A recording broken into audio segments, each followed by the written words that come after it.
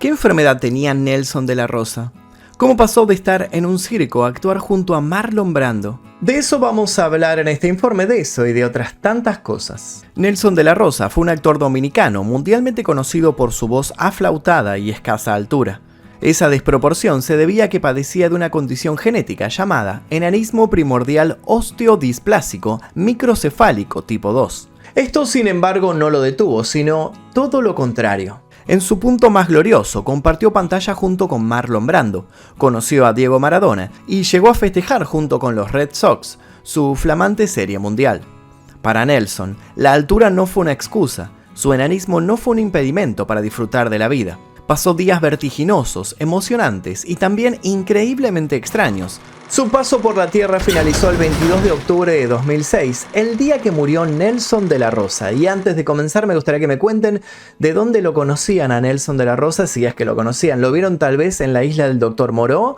¿Lo vieron en el video de Culo de Ilia Kuriaki? ¿Lo vieron en el programa de Susana Jiménez? ¿Lo vieron tal vez en otro programa de televisión? Estuvo en varios. ¿Lo vieron en la película Ratman? ¿De dónde lo conocen a este peculiar personaje? Quiero leer sus comentarios aquí debajo y si no lo conocían los invito a ver este video. Si se ponen a buscar esta película van a encontrarse con que es bastante difícil de hallar debido a restricciones que rigen en ciertos países, debido a dónde se encuentra guardada. O sea, realmente muy poca gente la tiene esta película y muy poca gente también la comparte en internet. Nosotros tuvimos acceso a Ratman, al hombre rata, utilizando Surfshark. Porque con la VPN Surfshark van a poder, entre otras cosas, acceder a un montón de contenido que se encuentra protegido en algunos países. Con Surfshark también pueden desbloquear las 15 bibliotecas mundiales de Netflix y utilizar servicios de streaming como BBC iPlayer, Hulu y demás plataformas restringidas.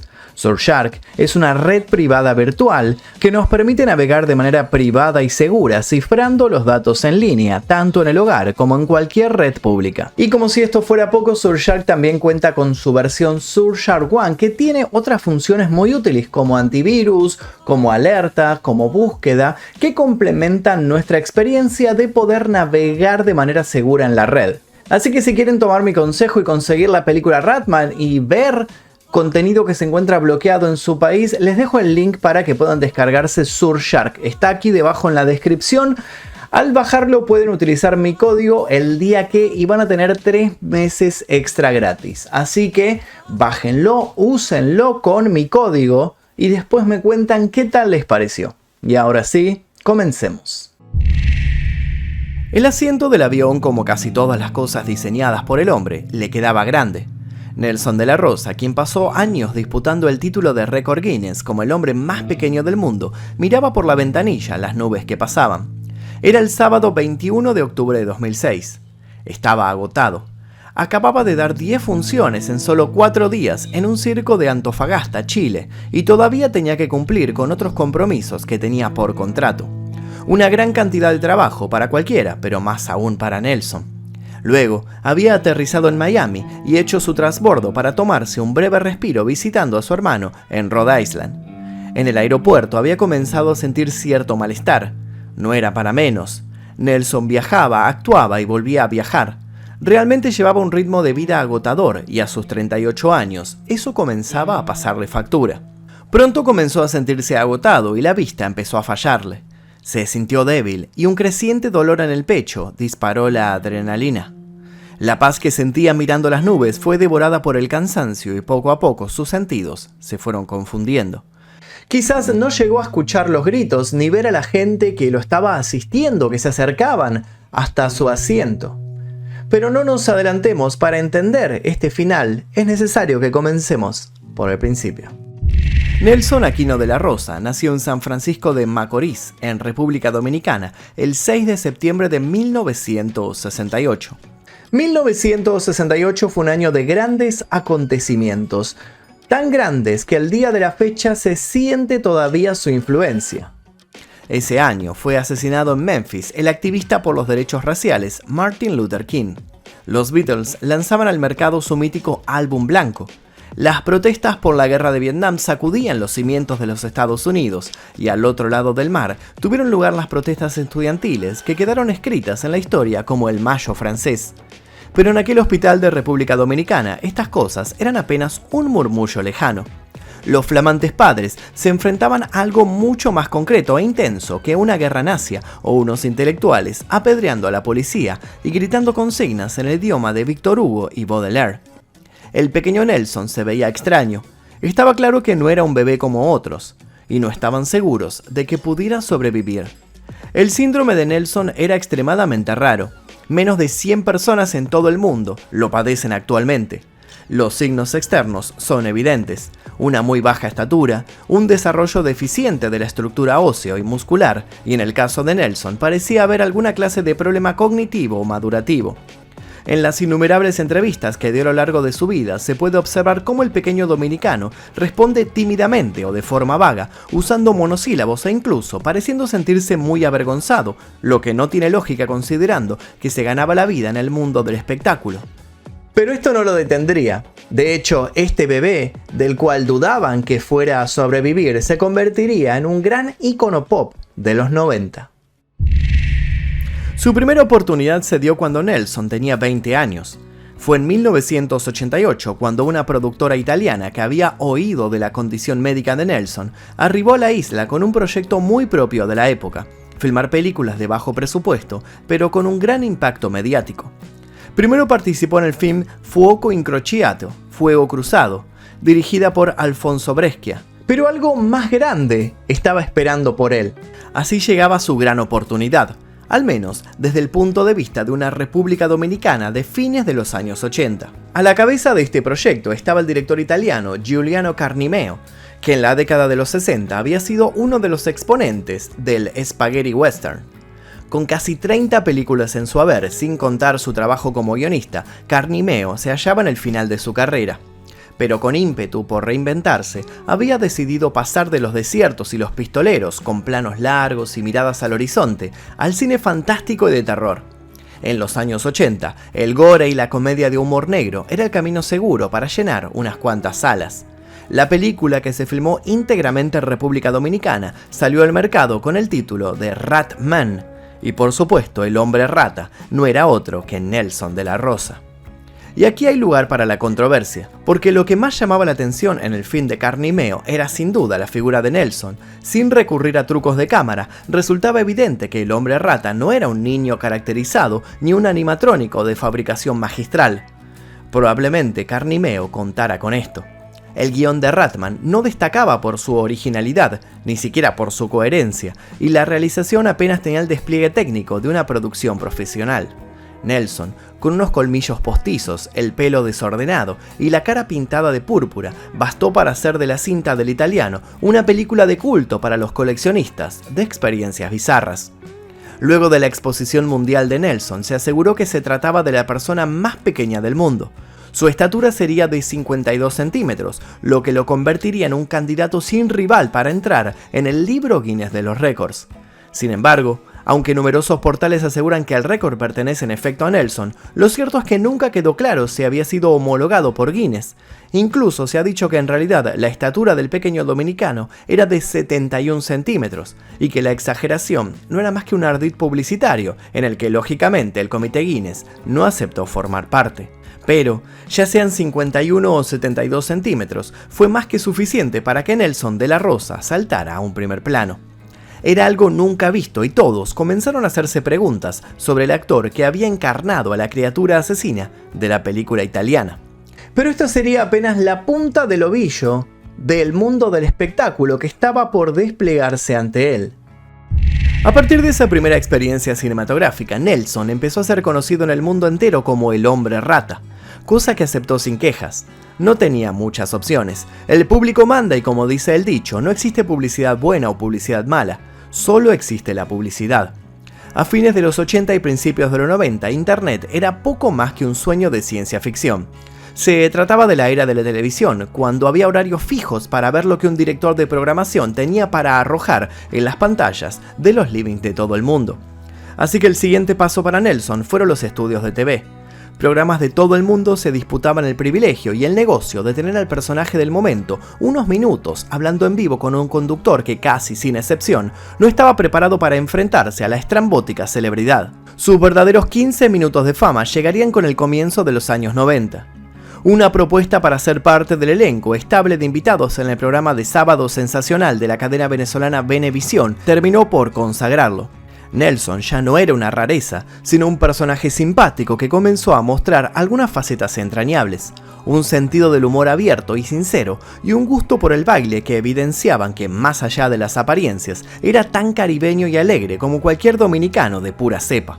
Después llegaron las presentaciones en Estados Unidos, en el programa Sábado Gigante, y varias giras por México, España, Chile y, como no podía ser de otra manera, por Argentina.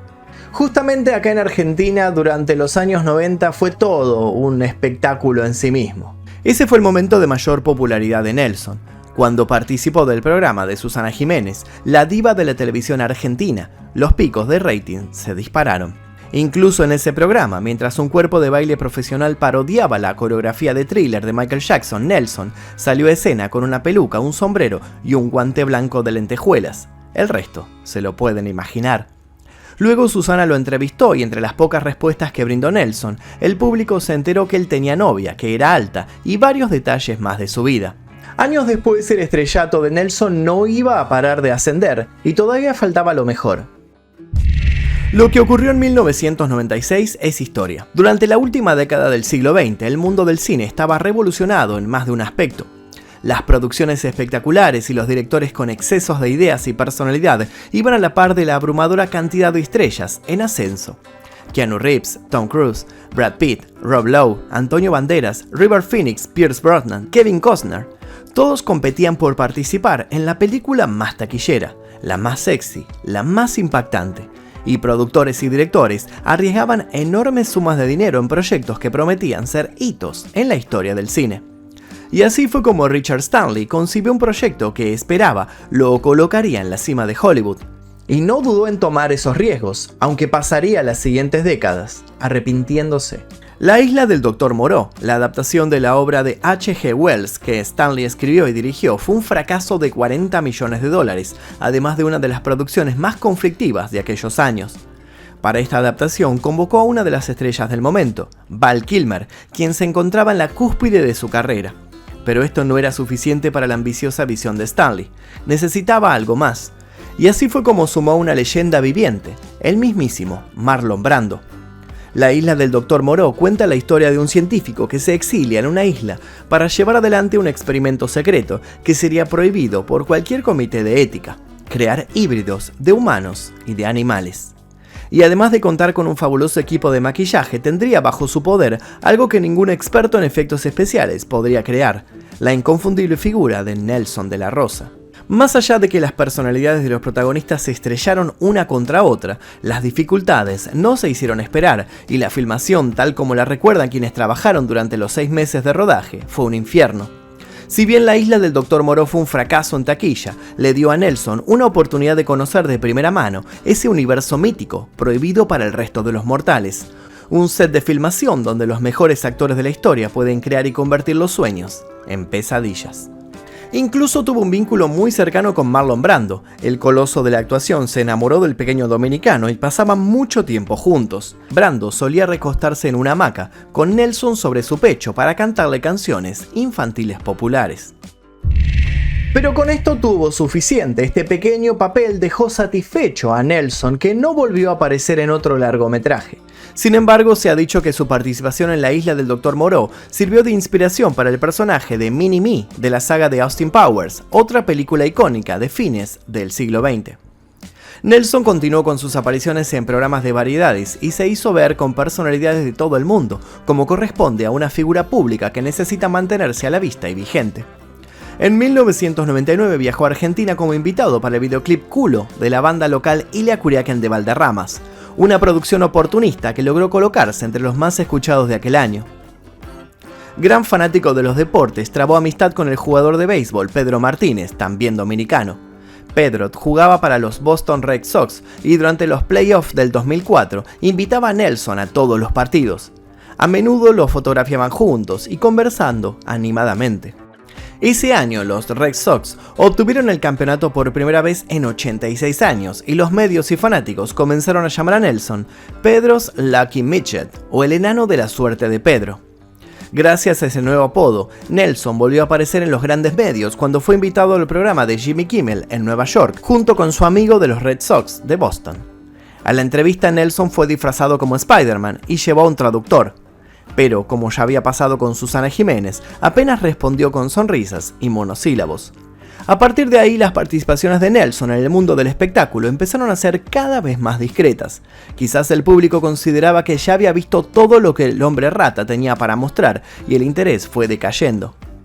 Como otras tantas celebridades, fue bajando escalones hasta llegar al último, las presentaciones como curiosidad en circos y espectáculos de rarezas. Vuelo tras vuelo se fue sumergiendo en un agotador trajín para una estrella imborrable. Pero esto no duraría mucho tiempo, y es así como nuestra historia vuelve al principio. El hospital de Providence recibió a Nelson descompensado y en estado crítico. Su pequeña persona apenas ocupaba un lugar en la camilla y el personal hizo todo lo posible por reanimarlo, pero aquel domingo del 2006, un infarto fulminante del miocardio terminó con su vida. Nelson de la Rosa, el hombre rata, tenía apenas 38 años. Su cuerpo fue enviado a su hogar en República Dominicana, donde fue recibido por su familia, porque Nelson, siempre discreto en cuanto a su vida personal, llegó a casarse y tuvo un hijo varón que al momento de su muerte tenía 9 años. El hijo de Nelson, a quien llamó Cristian Alberto, no heredó su condición genética y fue un niño completamente sano. Su esposa, aunque acompañó en algunas presentaciones a Nelson, siempre se mantuvo aparte de los comentarios maliciosos que inevitablemente salpicaban a la pareja. Al momento de su muerte, Lina de la Rosa, la hermana mayor de Nelson, salió al cruce de ciertos rumores que decían que Nelson sería embalsamado y exhibido en un museo de curiosidades. Nelson no es un muñeco de exhibición, dijo indignada. Sus restos descansan en el cementerio Cristo Salvador de San Isidro. Su esposa Jennifer organizó una sencilla despedida a la que asistió ella, Cristian Alberto, un periodista y unos pocos amigos. Es difícil saber si la vida de Nelson de la Rosa fue feliz o, por el contrario, fue una especie de cuento con moraleja que nos muestra lo más frívolo de una época. Él nunca lo dijo, pero su esposa y los demás miembros de su familia siempre dieron a entender que Nelson supo labrarse una vida plena, más allá de lo que sus circunstancias parecían prometer. Tratado como un niño por entrevistadores sin tacto, cosificado por deportistas, alquilado como accesorio de lujo impuesto a la fuerza en producciones que nada tenían que ver con su imagen, Nelson de la Rosa recorrió el mundo dando siempre lo mejor de sí. Podríamos fácilmente repudiar la época que hizo de Nelson un freak show portátil de un solo integrante. Pero no podemos olvidar que hoy, en pleno siglo XXI, millones de usuarios de diversas plataformas buscamos voluntariamente el mismo destino: sobreexponernos sin ninguna clase de escrúpulos. Y aunque 1 en 10 millones logre su cometido, solo podemos estar seguros de una cosa: sin importar qué tanto éxito tengan, ninguno de ellos filmará una película con los actores más consagrados del mundo. Visto de este modo, Nelson fue todo un gigante. Y hasta aquí la historia de Nelson de la Rosa. Espero que les haya interesado la biografía de este peculiar personaje. Me pareció interesante contarlo porque creo que muchos lo conocemos de sus apariciones bastante bizarras. Debo decir que todavía no vi la película Ratman, pero este video me dio ganas de verla, así que la voy a buscar por ahí. Les pido por favor que dejen su like, se suscriban si todavía no lo hicieron y activen notificaciones. También los invito a dejar sugerencias para posibles futuros videos en este canal. Les voy a dejar un par de videos aquí para que sigan haciendo maratón y sin nada más que decir me despido. Mi nombre es Magnum Mephisto y nos veremos seguramente en el próximo video. Adiós. Exploración X, mi primer libro, ya se encuentra disponible en todas las librerías. Te dejo el link aquí debajo para que lo consigas en formato físico y en ebook.